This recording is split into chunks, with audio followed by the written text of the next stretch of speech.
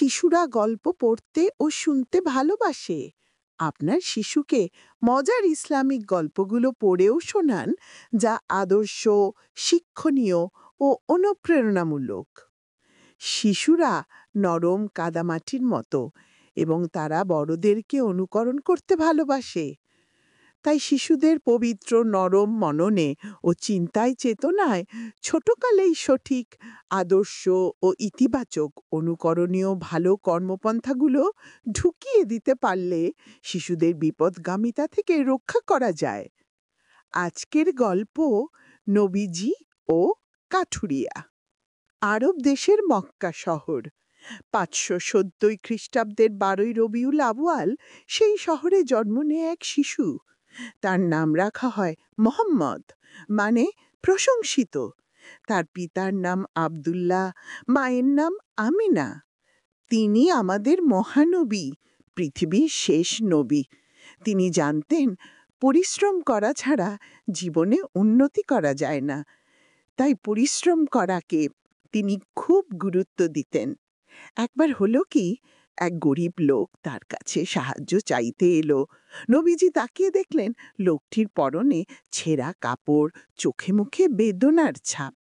লোকটি পঙ্গু বা বুড়ো নয়, ইচ্ছে করলেই কাজ করে খেতে পারে। তিনি বললেন, তুমি ভিক্ষা করছো কেন? খেটে খেতে পারো না? কি করব হুজুর, কাজ পেলে কি আর ভিক্ষা করতাম? কাজ না পেয়েই তো পেটের দায়ে ভিক্ষায় নেমেছি। নবীজির মায়া হলো। ভাবলেন সাহায্য দিলে হয়তো একবেলা তার আহার জুটবে। কিন্তু তারপর সারা জীবন কি একটি লোক ভিক্ষা করে কাটাবে? এমন কিছু করা দরকার যাতে তার অভাব দূর হয়, মানুষের কাছে হাত পেতে অপমান সইতে না হয়।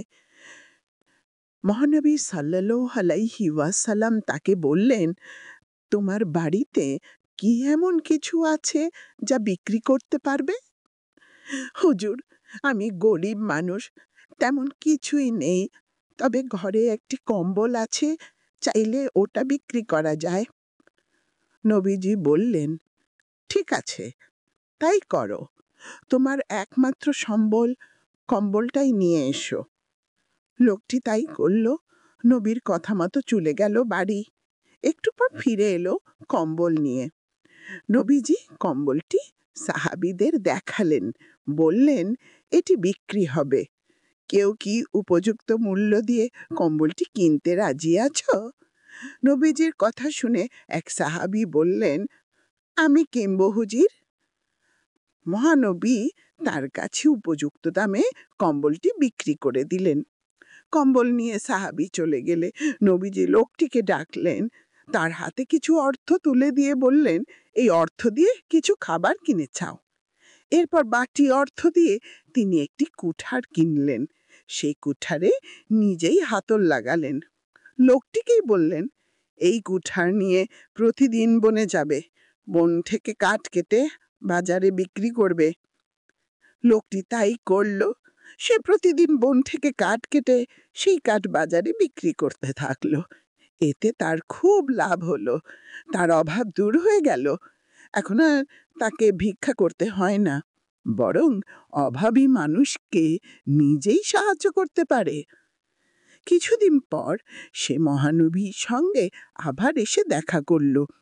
এবার তার গায়ে নতুন জামা, মুখে হাসি। সে রাসূলকে বলল, আমি এখন মেহনত করে খাই, আমার আর কোনো অভাব নেই।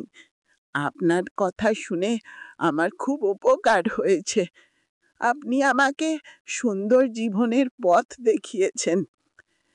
তার কথা শুনে হাসলেন নবী। বললেন, যে মেহনত করে খায় আল্লাহই তাকে সাহায্য করেন। তাই তো কবি বলেন, নবীর শিক্ষা করো না ভিক্ষা, মেহনত করো সবে। এই ঘটনা আমাদের বলে, জীবনে উন্নতি করতে চাইলে পরিশ্রমী হও, জীবনকে সফল করতে চাইলে পরিশ্রমী হও। যে পরিশ্রমী নয়, সে অলস, সে কখনোই সফলতা লাভ করতে পারে না।